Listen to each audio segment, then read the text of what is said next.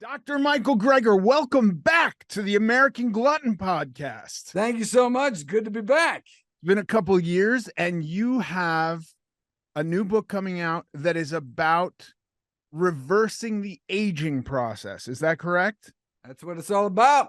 Let's get into it. What do we do? I want the fountain of youth because I have more gray hair since the last time we talked. More salt and pepper. Don't worry. Well, look, the most important thing, according to the Global Burden of Disease Study, the largest study of disease risk factors in history, funded by the Bill and Melinda Gates Foundation, number one cause of death and disability in the United States is the American diet. So that's where we begin.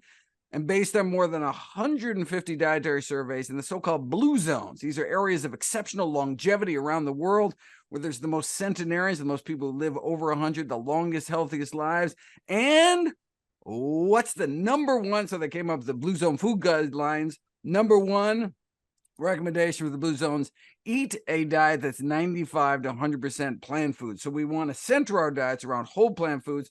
So minimizing processed foods, meat, dairy, egg, salt, sugar, maximizing fruits, vegetables, whole grains, legumes, beans, split peas, chickpeas, lentils, nuts and seeds, herbs and spices, mushrooms, basically real food that grows out of the ground. These are our healthiest choices.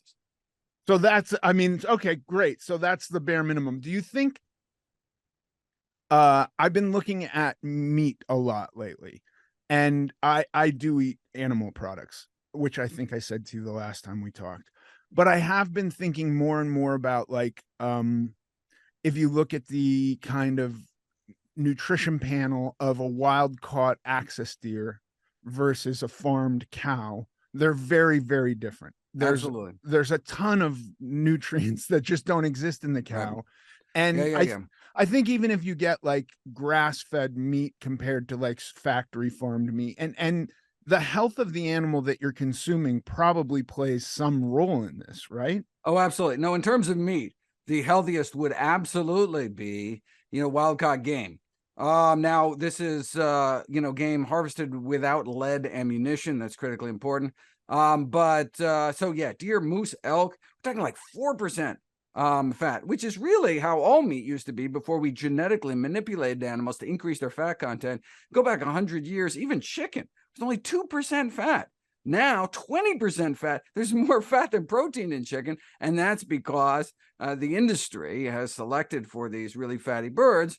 Just like the processed food industry has concentrated the sugar, fat, salt in their foods as well, and so we end up with something that used to be a lot healthier than it is now. Yeah. Okay.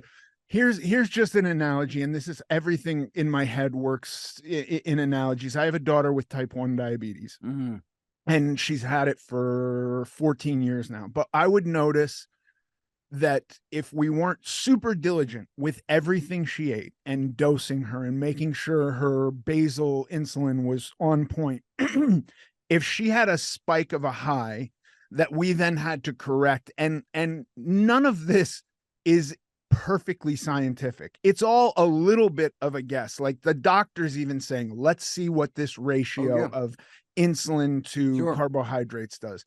So then we've got this situation where she's really high. We correct with insulin, but we've overcorrected, even though we've stuck to exactly the dosage. So now her blood sugar's crashing. So now we have to correct with fast acting sugar. So we give her a juice box. Now it's spiking again. Yeah.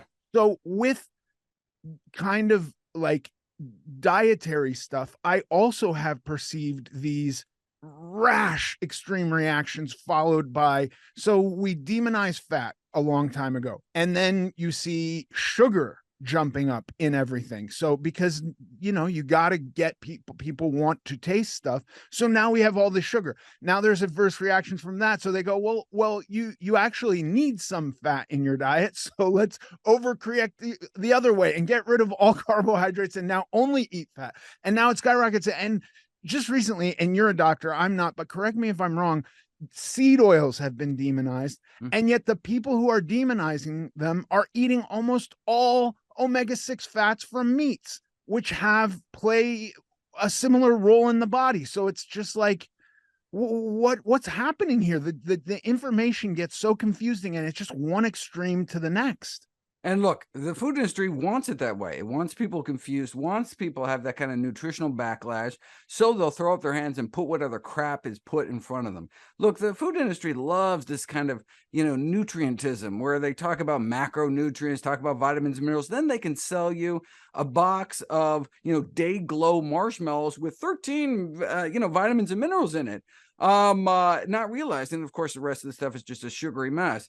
Same thing with, the industry would be happy to sell you, low carb junk food, high carb junk food, vegan junk food, even ironically, paleo junk food. Right?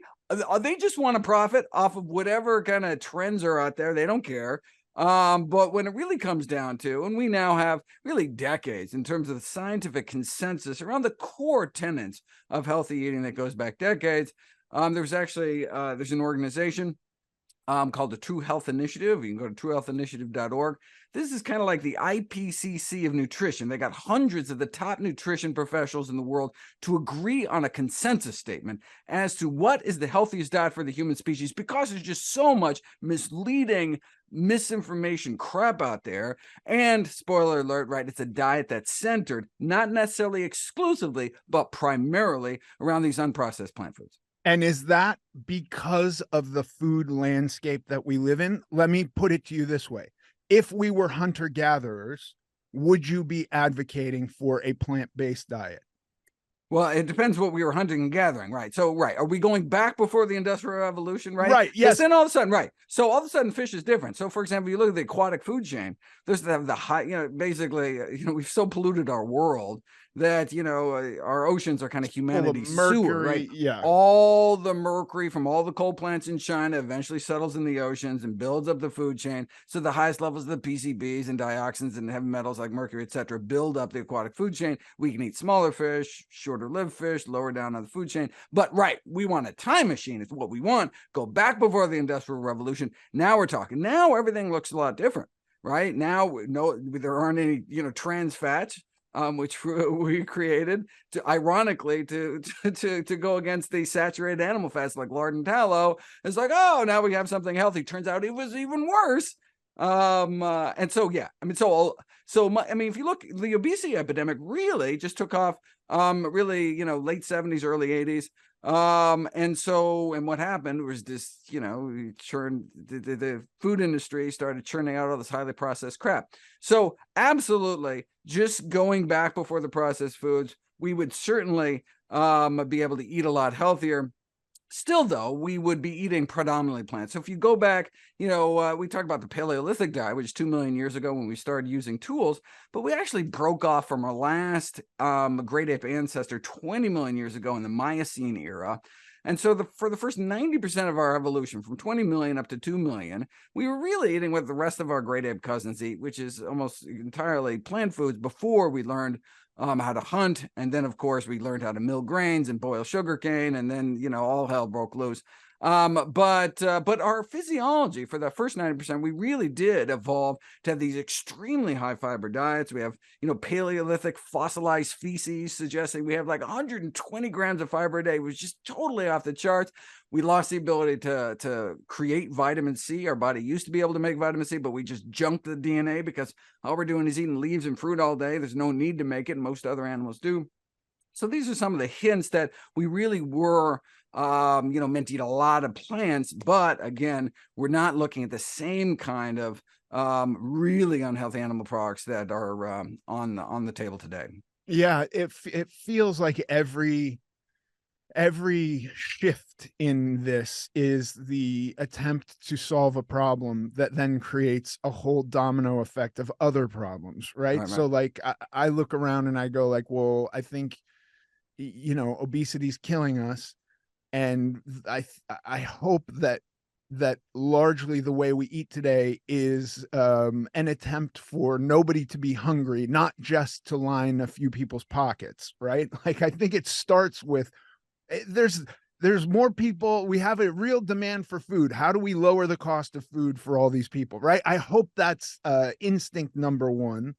And then based on that, we get subsidized corn or soy, beef, and the soy and corn is mostly for fuel, and and to feed the cows that we Right. also subsidize. And now we have the situation where we're all fat, or a Right. huge Yeah. percentage of us are fat.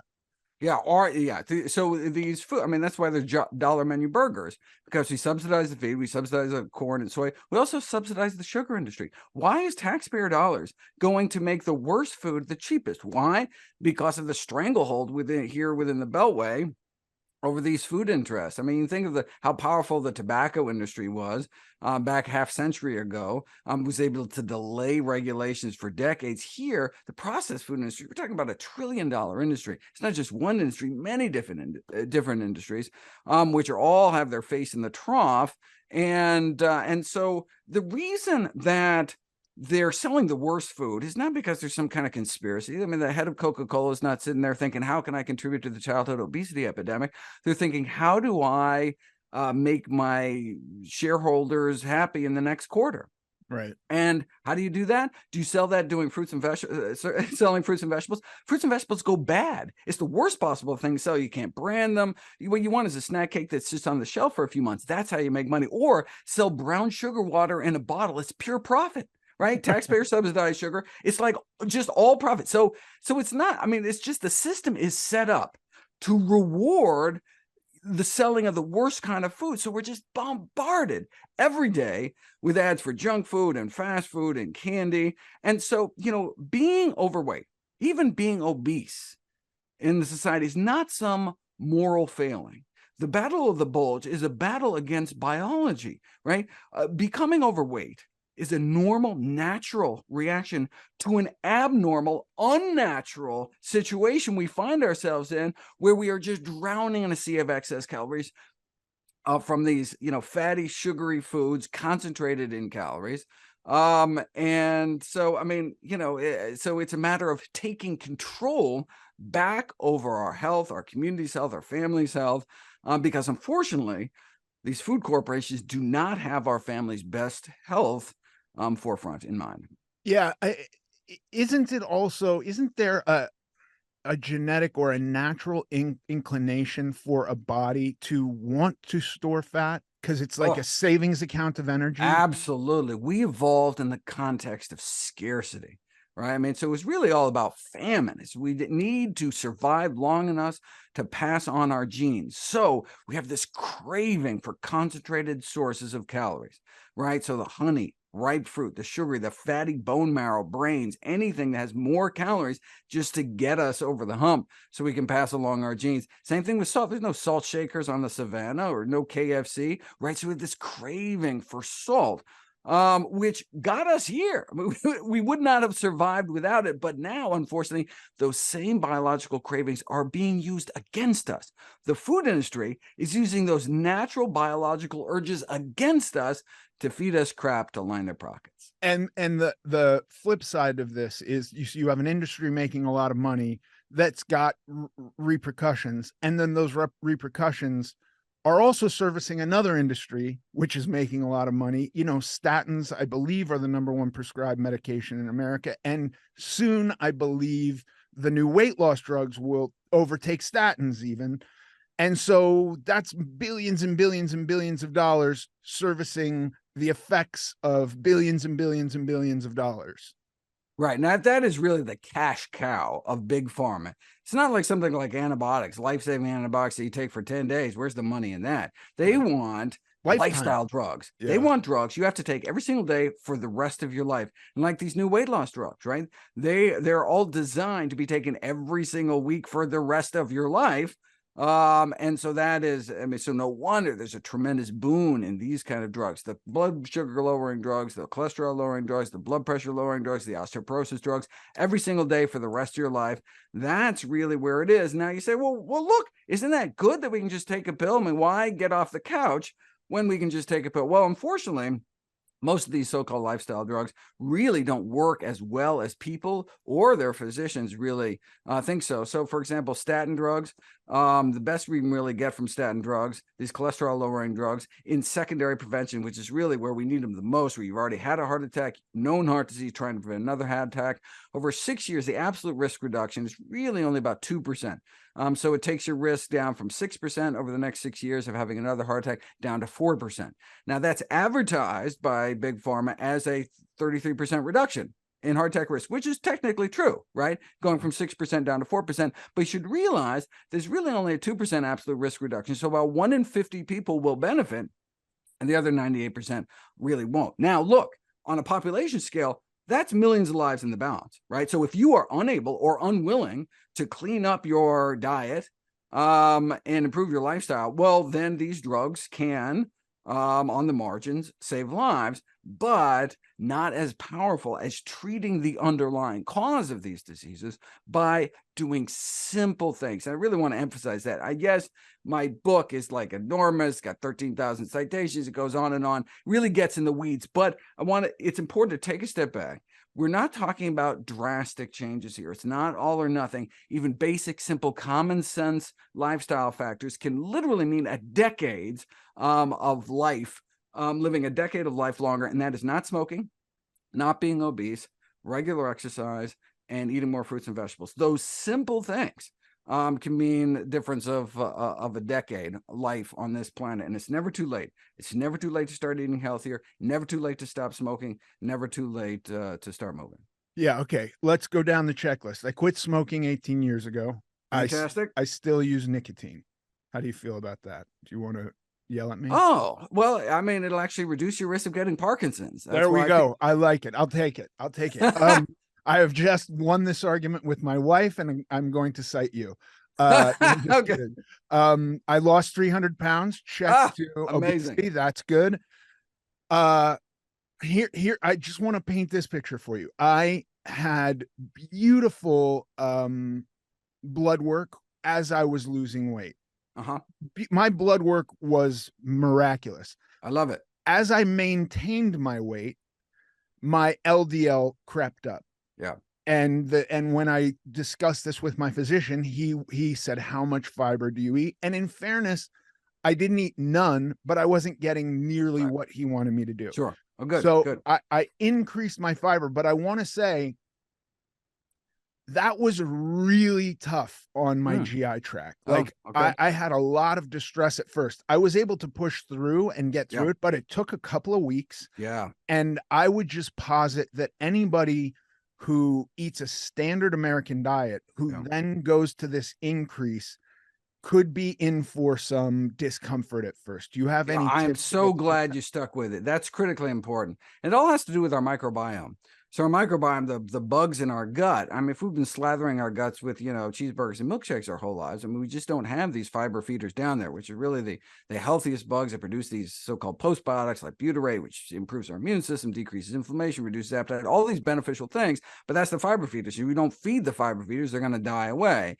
So in order to foster the growth of the good bugs, the bifidobacteria, the acidophilus, we need to eat healthy foods. But in that interim, and then it's going to take a few weeks, people can get bloated, people can get gassy, it can be really uncomfortable. And so people are like, well, obviously this is terrible for me, I'm going to go back to where I were. But you realize that you are maintaining those bad bugs in your gut, and you're not going to get the benefits. And so, I encourage people to start slow. I mean, it's so often where people just think black and white, like, that's it, I'm gonna, they get a diagnosis or something, they get one of these coronary artery calcium scans or something, they're like, oh my God, shit, I got to do something. And the next day they clean out their cupboards and stuff. And psychologically, that can be really useful.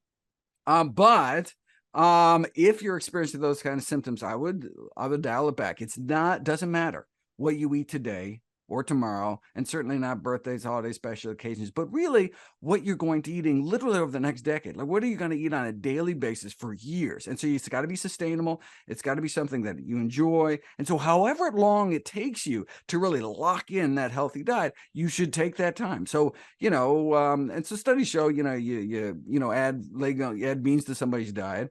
And most people it's fine, but there's a significant percentage, about 30% of people do get that increased gassiness, but 2 weeks later, it goes down to baseline levels. So, Yeah, and if you so you can start small and so start build. small. You could literally start with like a spoonful of chickpeas a day, right? I mean, if your diet is bad enough, really, we could start there and slowly build the growth of those bacteria. So there's gas producing bacteria, and actually some of the good bacteria produce gas. That's fine, but that will foster the growth of gas eating bacteria in your gut, which will then eat the gas, and then you don't have the bloating problems, you don't have the gas problems.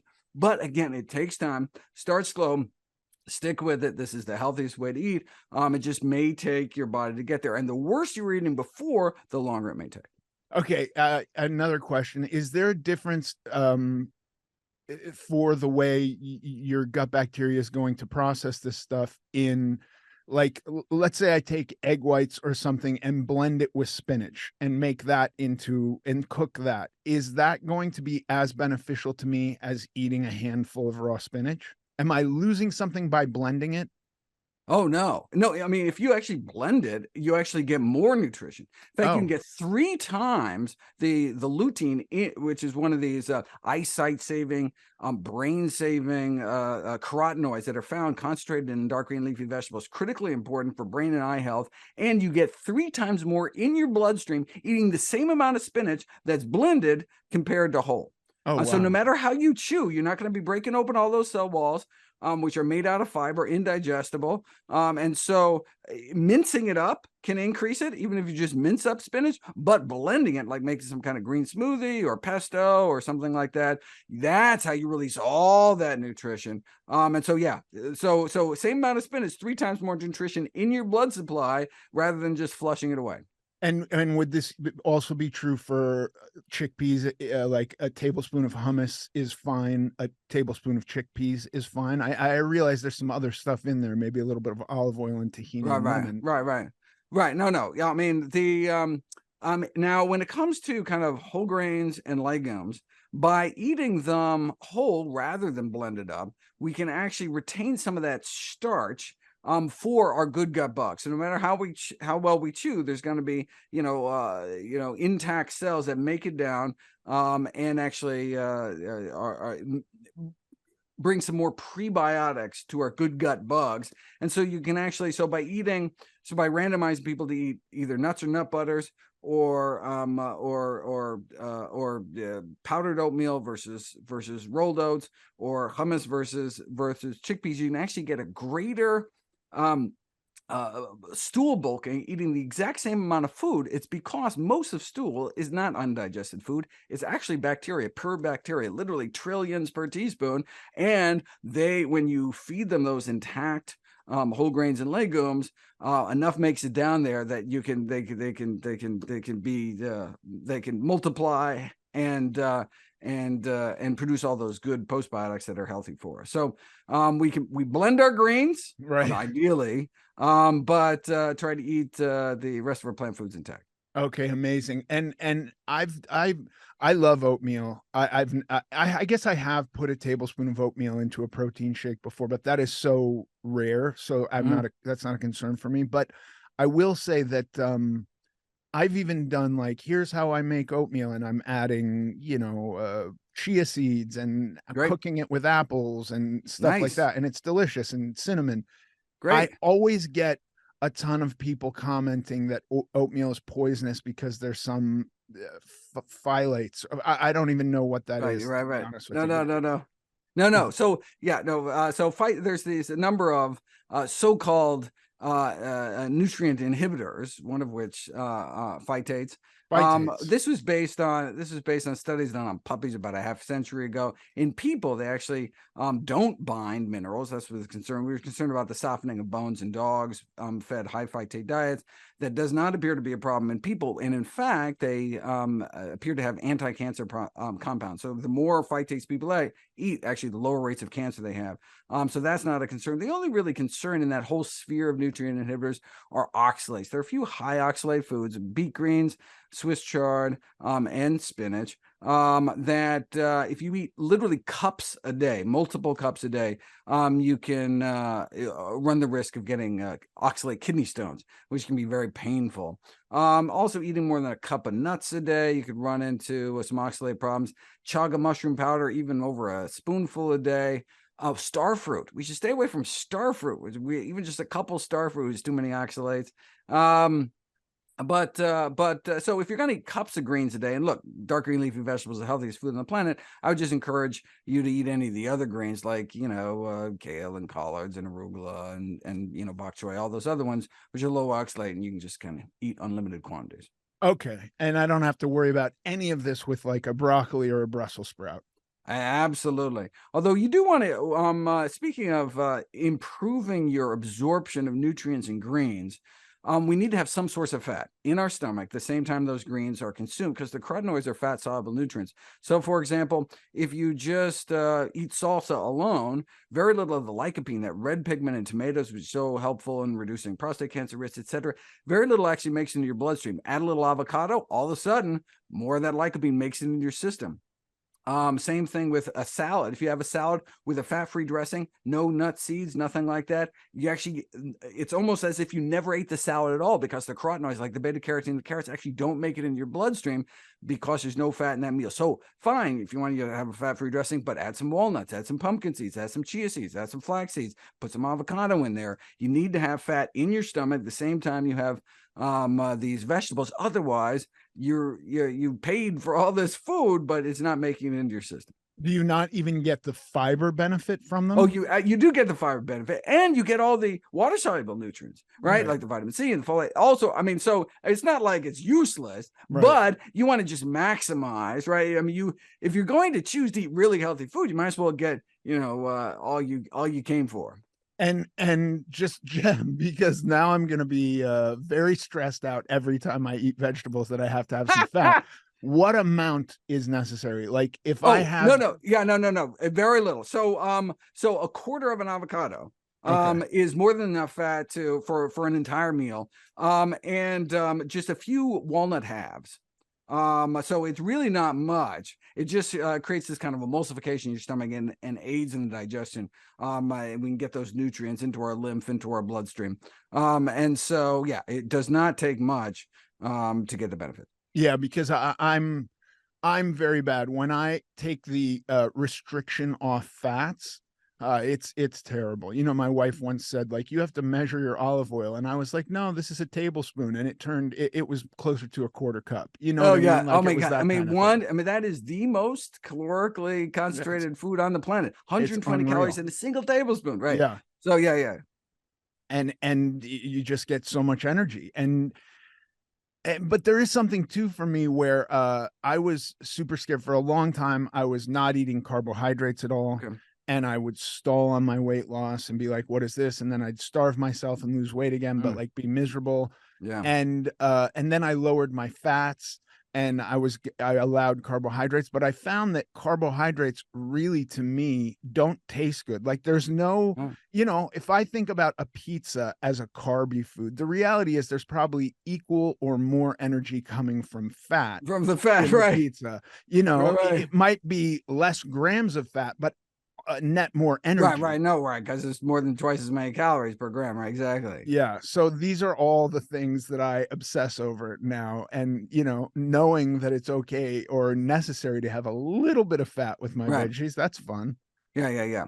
But yeah, ideally from whole foods, right? Because then you get the additional benefit of those foods as well. Right. So like even olives instead of olive oil. Right. Unfortunately, the brining process adds a little too much sodium to the olive, such that we really should try to keep down to 1,500 milligrams of sodium today, not to give you something else to stress about, but particularly if your blood pressure isn't perfect. And so you can certainly have a few olives, but if you're on a sodium restricted diet, which you really should be on, it doesn't take too many olives to kind of push you over the edge. So these are the magical principles by which we can reverse aging. Oh, well, these are certainly some. Yeah, diet is certainly the centerpiece. I also, of course, talk about aging and sleep and stress and social connected and all down the list. It really is. We are what we eat, which is good news because it means we have the power. How important is sleep? When I talk to people, when people ask me what I can't seem to stick to a diet, the first thing I always ask is, how do you sleep? Because I know for myself, when I don't get a good night's sleep, I'm twice as hungry and Yep. almost incapable of making a decision that I would have made on a good night's sleep. No, exactly. Not only do people eat more when they're sleep deprived, but they eat worse. They eat more sugary, fatty foods. You put them from a buffet and they choose the worst foods. They just seem to, their kind of willpower seems sapped along with the rest of their energy.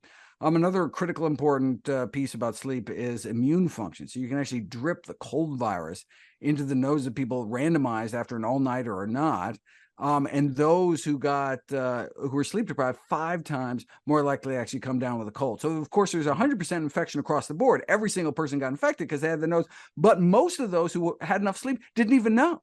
I mean, they didn't experience any symptoms because their body was so able to clobber it down, didn't even come down with anything. So we don't have similar data just because it's unethical with more serious pathogens like influenza and pneumonia, but it gives us a sense of how powerful it is.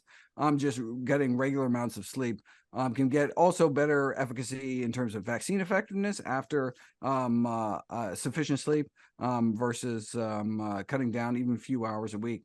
So yeah, so it's important, although it's actually controversial whether sleep plays a role in longevity. But the recommendation is 7 to 8 hours a day.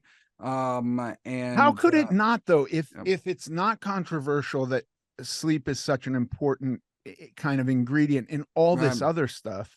Yeah, well, so it doesn't affect cardiovascular disease risk, and so heart disease is by far the #1 killer of men and women. So if you want to know if something really improves longevity, like if it doesn't help the heart, doesn't improve artery function, it's really hard to cut it down. So, for example, even if all cancer across the board on planet Earth was cured, it would only add 3 years of life expectancy overall. And it's because of, if you don't die of cancer, you're just going to drop dead of a heart attack.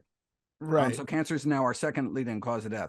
And so that's why, But heart healthy diets play such an important role. Right. But isn't diet one of the primary causes to heart disease? Oh, absolutely. So that's why diet is so important in terms of longevity, in terms of reducing the leading causes of death, in terms of reducing morbidity. And whereas something like sleep, which affects immune function, and pneumonia is one of the top 10 causes of death, it doesn't reach high enough to actually to sway all-cause mortality overall. Right.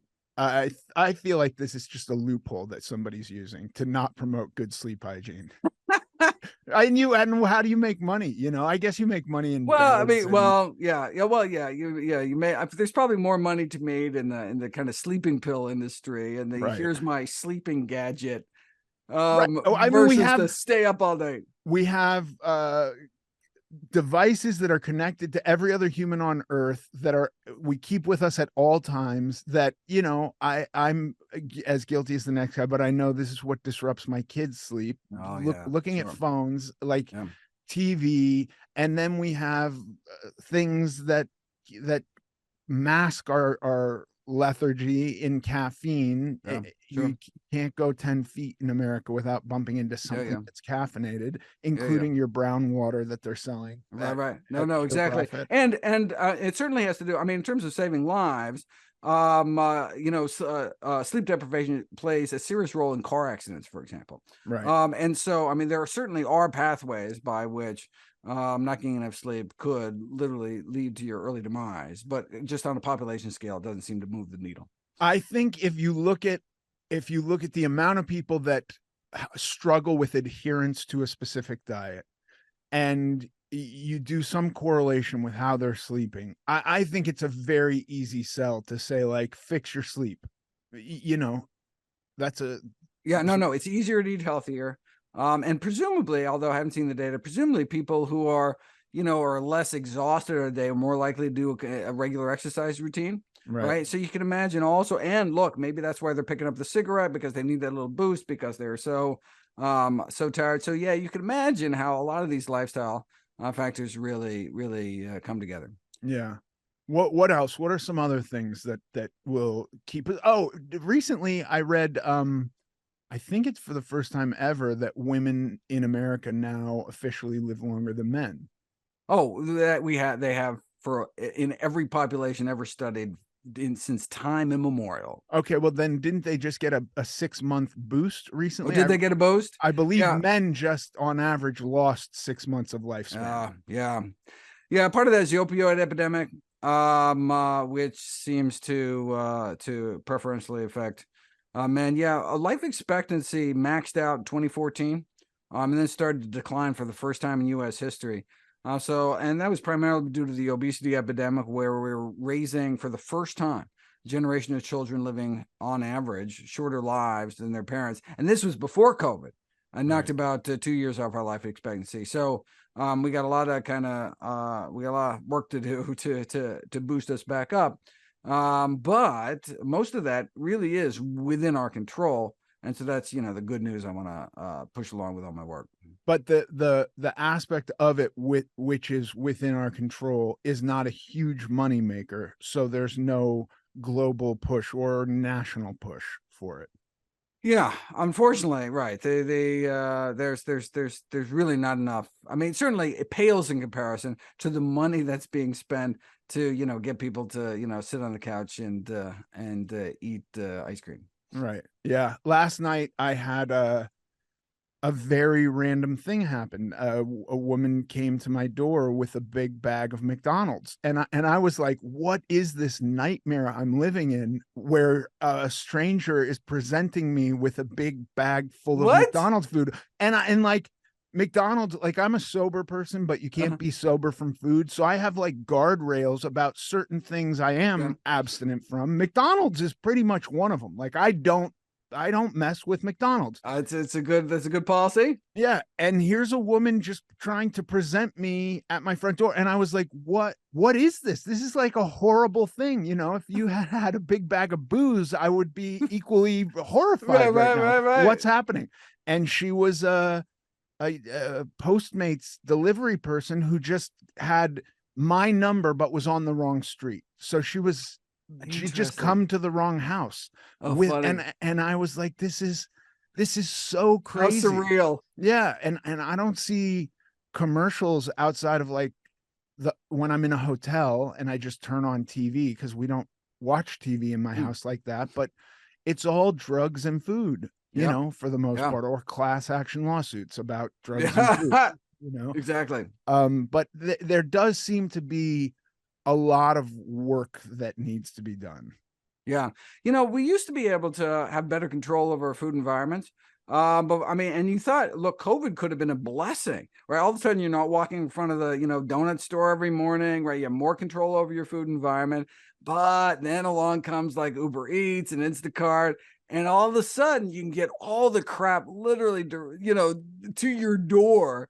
And so, the recommendation always is, control your environment, right? You don't want to drink booze, don't have booze in the house. You don't want to eat cookies, don't have cookies in the house, right? I mean, if you have cookies and apples in the house, in the first few days, you can white knuckle it and eat the apple, but eventually you're going to have a bad day, whatever, some excuse, you're going to eat the cookies. But if there's no cookies, you can get hungry enough, you're going to eat that damn apple, right? Yeah. And so hopefully the fact that it still may take 15 minutes for some crap to get to your door, that it's enough of a barrier that people will still to eat healthy. But it's really about controlling your food environment, because we have these natural biological urges for these kind of stimulants in our lives. And so we just really need to have to not put them in front of ourselves. Yeah. And that becomes really, because I've had success with abstinence in America, it becomes really complicated because there is food at almost every point of commerce. You cannot go anywhere. Right. No, you're in a furniture store. There's candy at the checkout. Absolutely. Yeah. Everywhere. It's because wild. It makes money, huge amounts of money. Right. Right. Yeah. And then, even to the point where I read that Coca-Cola, when they get into some big space, like a concert hall, they're just giving them the actual product. They might charge them for cups, but the actual soda is free because it's just so inexpensive to produce. Yeah. They're cheap. It's all profit, right? No wonder they're one of the biggest corporations on the planet, right? Right. Yeah. They're crushing it. They're crushing us. Well, Dr. Greger, this is a lot to think about. Thank you so much. I appreciate it. And I've enjoyed our conversations, and I look forward to the next one. Fantastic. Looking forward to it. Keep up the good work. You too.